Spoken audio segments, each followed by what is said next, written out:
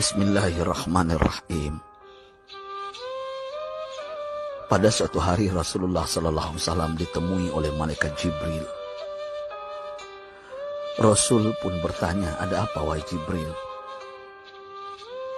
Jibril menjawab, "Wahai Muhammad, sesungguhnya hari ini Allah Subhanahu wa Ta'ala sedang mengobarkan nyala api neraka, dan seluruh para malaikat amat ketakutan. Mereka tidak tahu harus bagaimana. Untung aku ingat," kata Jibril, "bahwa engkau Muhammad adalah sumber cinta dan sayang Allah Subhanahu wa Ta'ala kepada alam semesta.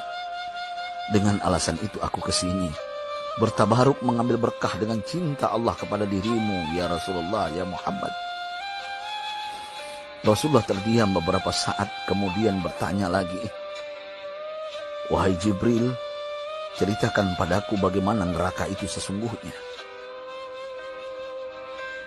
Jibril menjawab, "Wahai Muhammad, neraka itu bagaikan lubang-lubang yang terdiri dari 7 tingkat. Jarak antara satu lubang dengan yang lain ialah perjalanan 70 tahun. Lubang paling bawah adalah lubang yang paling panas." Nabi SAW meneruskan pertanyaannya, "Lalu siapakah penghuni lubang-lubang neraka itu, wahai Jibril? Sampaikan kepadaku, Jibril."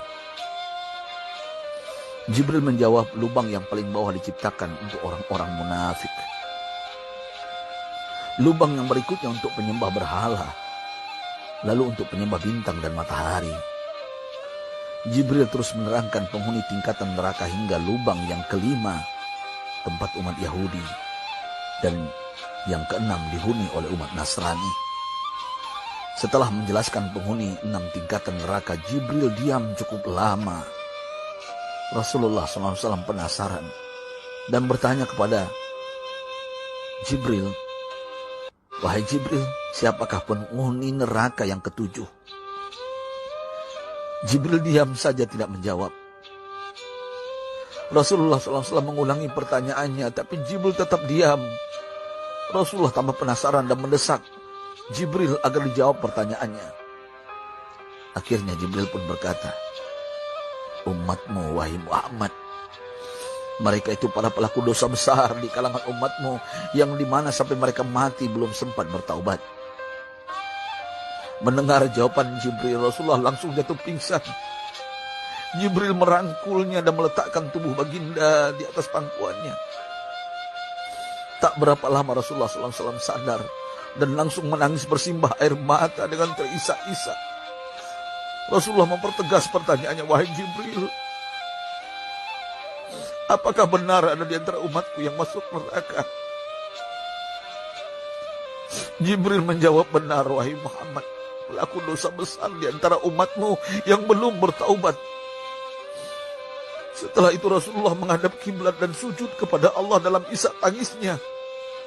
Sesekali dengan suara pelan beliau membisikkan kata-kata, "Ummati ya Rabb, ummati, ummati, ummati."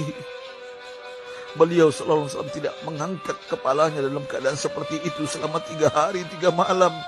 Kecuali setiap Bilal bin Rabah mengumandangkan azan, barulah beliau bangkit untuk menjadi imam. Dan setelah itu kembali sujud lagi. Pada hari ketiga Abu Bakar menyadari hal ini, beliau mengetuk pintu Rasulullah dan mengucapkan salam 3 kali, namun tidak terdengar jawaban. Abu Bakar sedih dan berseru di hadapan pintu Nabi besar Muhammad SAW, "Apakah ada jalan untuk masuk ke rumahmu ya Rasulullah?" Tetap tidak ada jawaban. Di jalan Abu Bakar bertemu sahabat Umar. "Mengapa engkau menangis, wahai Abu Bakar?" kata Umar. Abu Bakar menceritakan keadaan Rasulullah SAW. Maka Umar pun melangkah menuju rumah Rasulullah dan terjadilah hal yang sama. Umar pun pulang dan menangis. Di jalan Umar bertemu sahabat Salman Al-Farisi. Dengan terisak Umar bercerita kepada Salman hingga membuat dia amat sedih, namun tidak berani mengulangi hal yang sama. Salman melangkah menuju rumah Fatimah radhiyallahu anha dan menceritakan hal itu.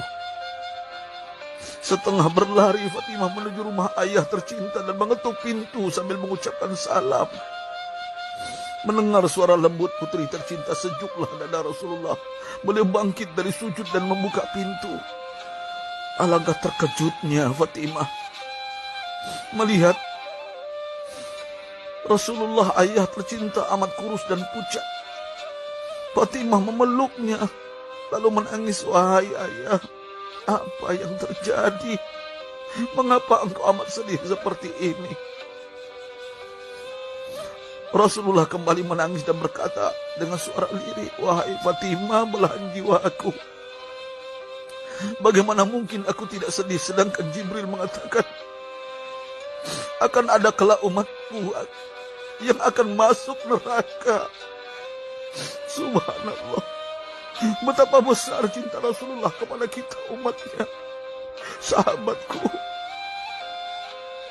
Rasulullah mencintai kita. Antaman ma'aman ahbabta, engkau akan berkumpul dengan orang yang kau cintai. Mari kita mencintai baginda Nabi besar Muhammad SAW yang mencintai kita, umat yang tidak rela kita masuk neraka. Mari kita mencintai beliau dengan berselawat. Sahabatku, sampaikan, Rasul mengajarkan kepada kita, man dalla ala khairin falau mislu ajri fa'ili. Siapa yang menunjukkan kepada kebaikan, maka dia akan mendapatkan pahala seperti orang yang mengerjakannya. Mudah-mudahan ini menjadi pahala jariah bagi kita.